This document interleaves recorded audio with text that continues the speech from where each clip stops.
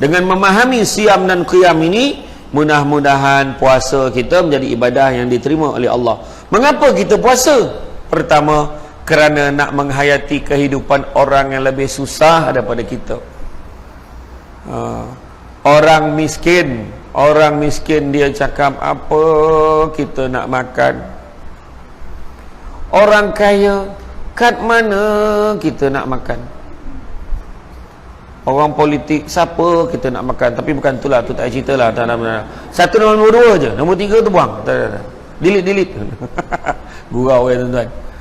Betul tak? Orang miskin, apa nak makan ni? Bayangkan satu hari tu, pernah satu ketika beberapa tahun dulu, Mufti Arab Saudi sedang menyampaikan tazkirah dia. Open soal jawab, ada seorang telefon daripada Rohingya. Dia tanya, sah tak puasa kami ya Syekh, dengan tahap kami tidak bersahur dan kami tidak berbuka? Maknanya puasa tak puasa sama, dia memang tak makan. Kita ni lepas ceramah ni pun kita yakin ada makan. Macam tu lah keyakinan saya, mendalam keyakinan saya tu. Walaupun saya tak nampak, tapi firasat hati saya, kalau berdebar lain macam tu, memang ada makanan.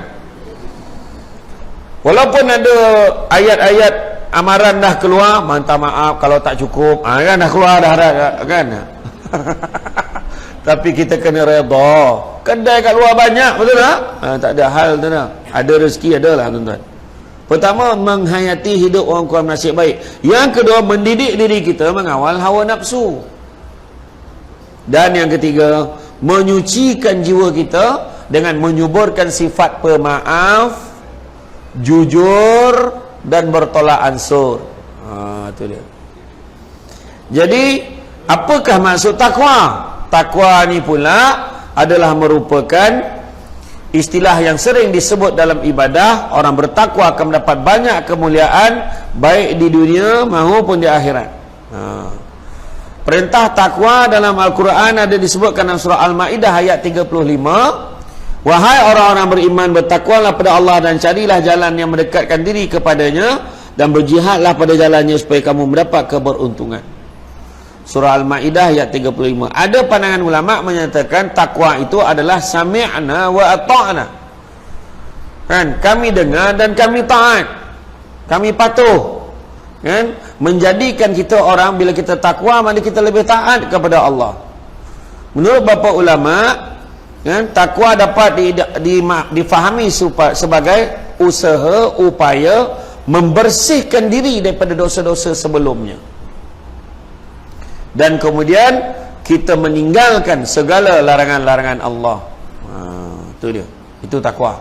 Jadi takwa ni sepatutnya menjadikan kita ni manusia yang lebih baik di sisi Allah Subhanahu wa taala. Apakah kebaikannya kita berpuasa ni? Pertama, dapat mengurangkan berat badan. Sepatutnya. Tapi kalau lebar dan diameter sama je, ada something wrong somewhere lah tu. Maknanya dia balas dendam bila dia buka puasa. Saya cakap tadi tu, relax, sabar, kurangkan berat badan ni supaya bukannya sebab nak cantik. Cantik tu bonus, tapi menguruskan badan, mengurangkan berat badan ni sebab supaya kita ringan beribadah. Bangun pagi subuh tak tahu apa benda nak dicapai dah, punyalah berat badan ni dah terlebih. Saya cadangan masjid ni kita buat program weight challenge. Malam pertama tarawih kita register berat badan masing-masing. Masuk malam Ramadan ke-25 kita akan timbang semula. Semua yang dah didaftarkan tadi, buat comparison, bukan siapa paling kurus, siapa paling banyak turun berat badan dia. Tapi itu baru hadiah biasa. Hadiah grand prize akan timbang pada 25 Syawal. Masa tu terbalik jarum penimbang tu kan. Ada brand macam tu lah kan. Sebab dekat pejabat-pejabat, masa saya ceramah dulu, dia pejabat-pejabat SUK banyak dia buat tu. Cubalah kita buat kat masjid, cari sponsor. Tu pertama, kurangkan berat badan. Kedua, dapat mengawal penyakit. Penyakit boleh dikawal dengan puasa. Berapa ramai kadang orang perempuan bila time pregnant tu, nak cek dia punya kadar gula dia tu, dia suruh puasa malam tu. Sebab besok tu doktor nak cek bila dia apa kan, Pagi besok tu cek dia punya kadar gula dia kalau dia tak makan.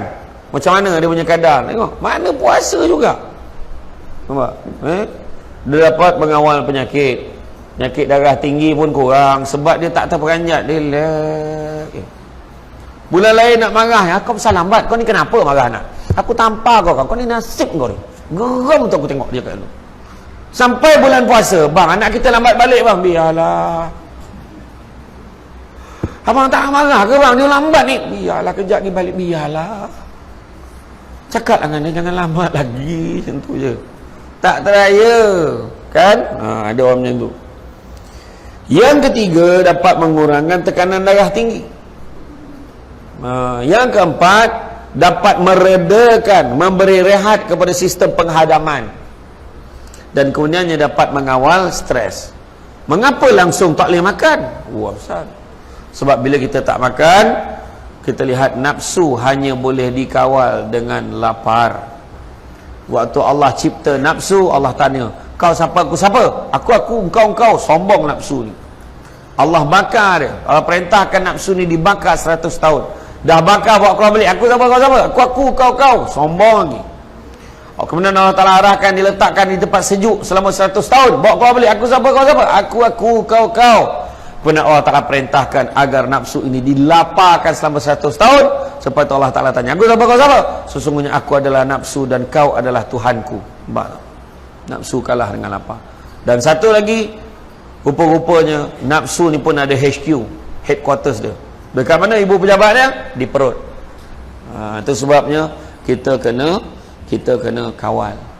Menurut Imam Al-Ghazali, orang yang sentiasa membiarkan perutnya berada dalam keadaan kenyang akan dihinggapi 5 masalah.